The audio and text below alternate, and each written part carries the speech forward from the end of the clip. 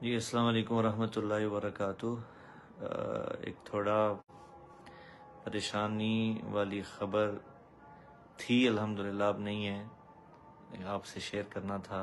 آپ سے عرض کرنا تھا کہ آپ سب جیسا کہ دیکھ رہے ہیں سوشل میڈیا پہ کہ اس وقت والد محترم مولانا طارق جمیل صاحب کینیڈا میں موجود ہیں۔ تو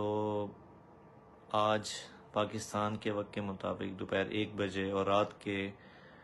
کینیڈا کے وقت کے مطابق رات کے 3 بجے ان کو دل کی تکلیف ہوئی ہے،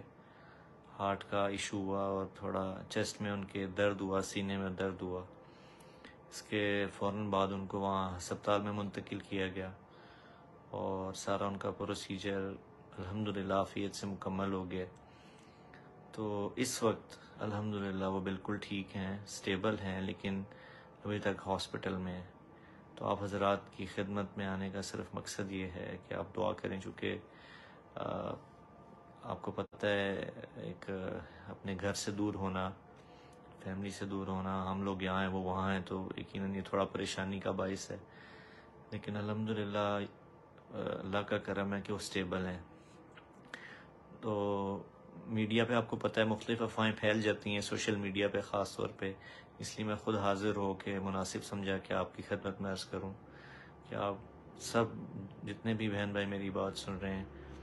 آپ سے دعاؤں کی درخواست ہے کہ آپ دعا کریں کہ اللہ تعالیٰ ان کو مکمل صحت یاب فرمائے اور خیر و عافیت سے اللہ تعالیٰ ان کو پاکستان